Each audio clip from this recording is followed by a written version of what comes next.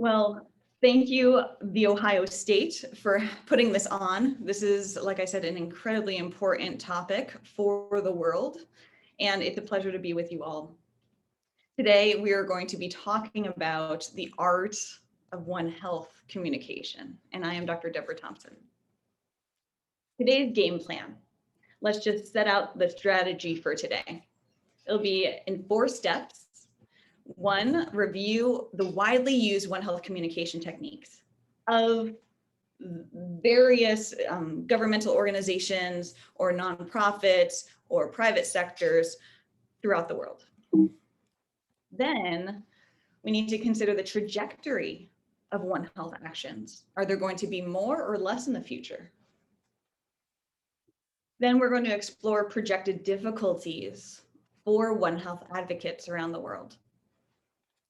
And then we're going to discover some solutions together to those challenges. So that's the game plan. Let's get started. You may probably have seen this plenty of times from the US CDC, as well as a lot of other agencies affiliated with the United States government. It goes like this. One Health's definition is a collaborative, multi-sectoral, and transdisciplinary approach working at the local, regional, national, and global levels with the goal of achieving optimal health outcomes, recognizing the interconnection between people, animals, plants, and their shared environment. We probably are very well acquainted with this definition. How much of the general public do you think would be able to understand this definition, especially after a single reading? Next, let's explore some infographics. Some of these infographics are really, really wonderful, but think about who the target audience is. You've probably seen these before because we're all One Health advocates in this room. But think, is anything on this screen too complicated for somebody who has never heard the term One Health before? Next, when I saw this particular infographic, I fell in love with it. As a scientist, I thought that it was all encompassing. The One Health approach, it has a lot of different variables and components of One Health in there, and it's not the typical Venn diagram as One Health typically is described. But is it too complicated for the general public? And why do we need to have buy-in from the general public? Well, as I'm sure you have noticed, in the last year, in the last 2 years, even in the last 10 years, there has been substantial increase in the chatter, and not only chatter, but actions of One Health advocates around the world. And that I am completely grateful for. But really, what does tomorrow look like? We're going to explore together a few different stories, and these are true stories, and we'll explore where the trajectory is going to lead us. This first story is taking place in Washington, D.C. And this is the area where I live in, and this is me down in the front with the purse.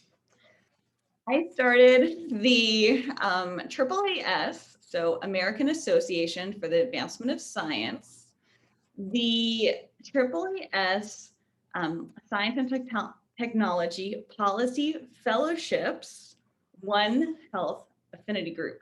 That is such a mouthful. What you need to know with that is that with the American Association for the Advancement of Science, that organization has a subset dedicated to getting more and more doctors of various backgrounds, either PhD, MD, DVM, DMD, the list goes on and on. As long as you can have doctor in front of your name, then you are eligible for this policy fellowship. And I was fortunate to be afforded an opportunity to work on Capitol Hill in Washington, D.C. with the federal government. I was working in the United States Senate as a policy fellow. And with this affinity group, with this One Health affinity group, I created it with Jennifer, featured here right in the middle. She's a microbiologist. And then if you think about everybody else in this group, we have an ecologist, we have a social scientist, we have a physician, we have an epidemiologist. The list goes on and on and on. Really, One Health in action to bring people from all these different backgrounds together and explore an incredible exhibit at the Smithsonian Natural History Museum in Washington, D.C. And the person who I was able to lead us through this tour of the outbreak exhibit at the Smithsonian was not only but Dr. Dan Lucy. Dr. Dan Lucy, in case you're not aware, this exhibit was his brainchild. This exhibit was his passion project. And this exhibit would not have existed if it wasn't for Dr. Lucy, who is a physician, an infectious disease physician. So he was fantastic, and he was able to give us a great in-depth tour for about 3 hours in this exhibit. And I'm sure Dr. Stroud will be talking about this a little bit more. We had some fantastic conversations throughout this exhibit. Keep in mind, everybody in this group has either a PhD or a doctorate of another kind. So I found it quite funny when a +1, a spouse of one of these participants, one of these AAAS fellows, I asked who he is with, and he said, "Oh, I'm with Dr. So-and-so."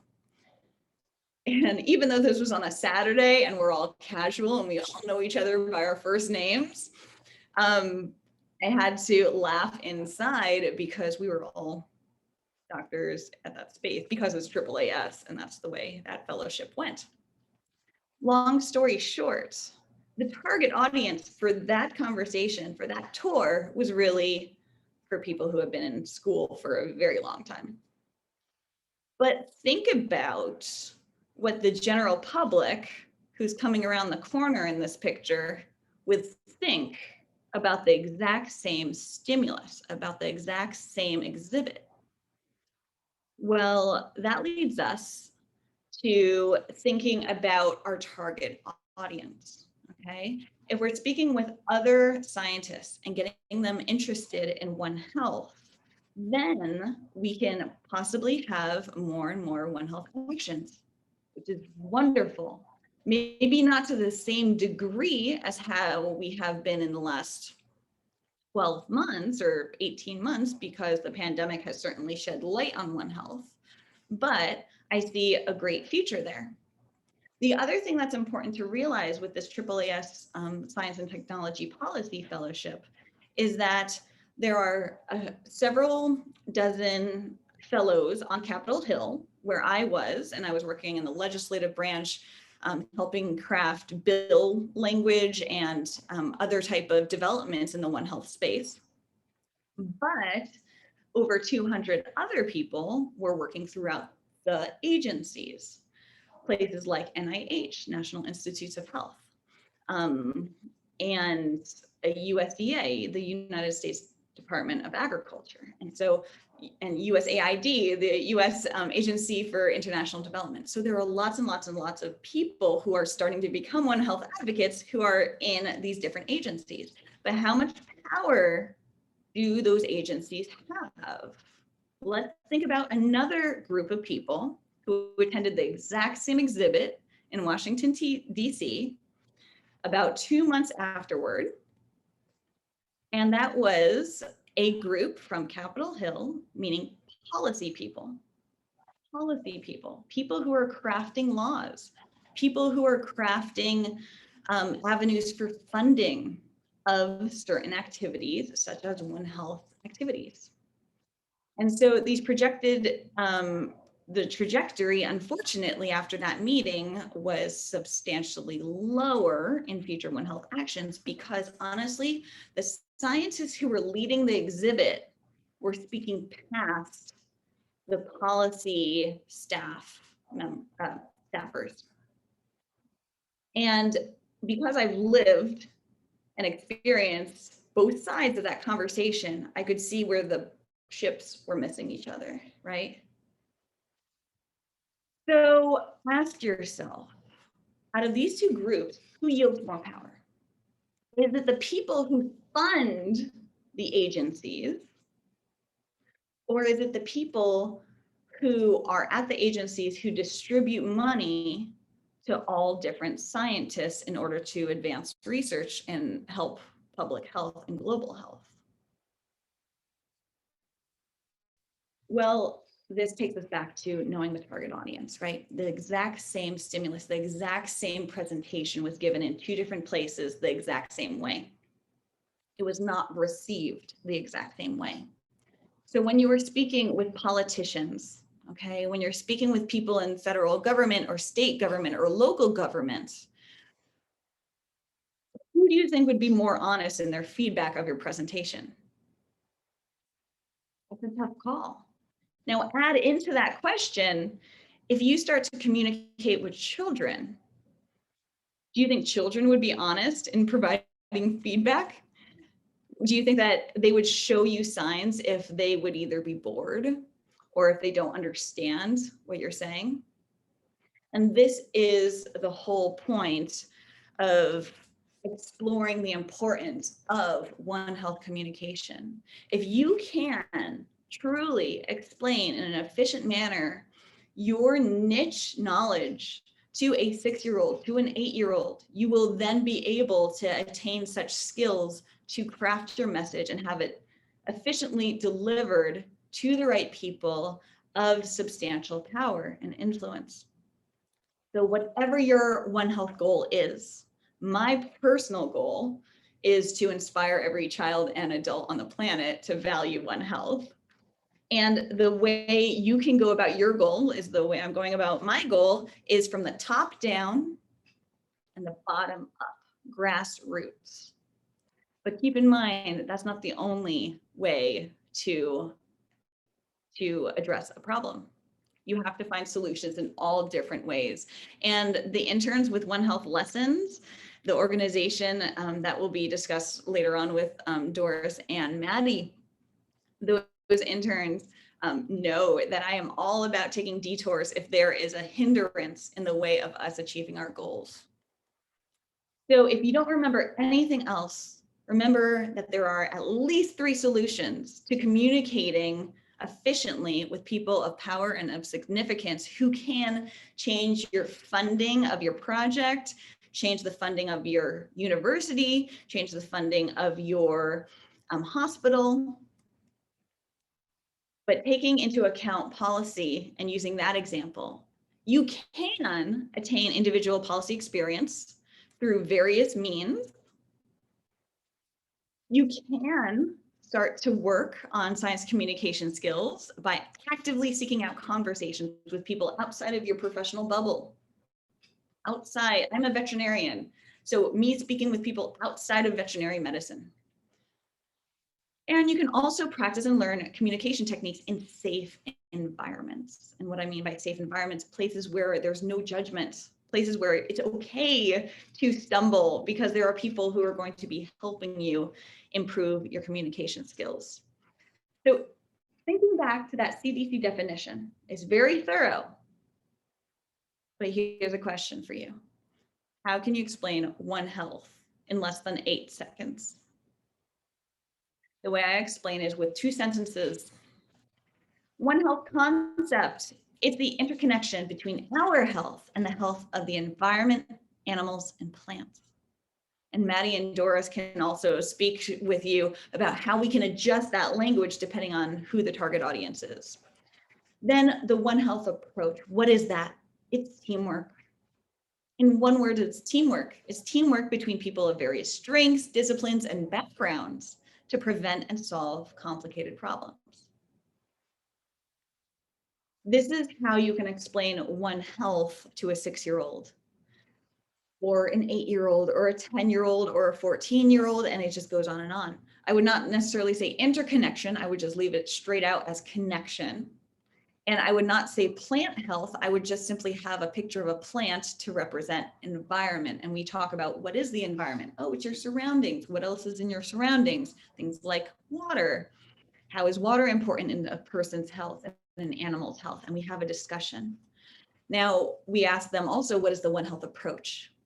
And the way we explain this is teamwork between people who care, who have empathy, who care for our health, instead of saying public health, human health, we say our health to show and build a relationship between you, the speaker, and the audience, and the health of the environment, animals, and plants. We take this message and we translate it. Right now, the lessons available at onehealthlessons.com are being translated into over 80 languages today. And it also meets the needs of cultures, subcultures.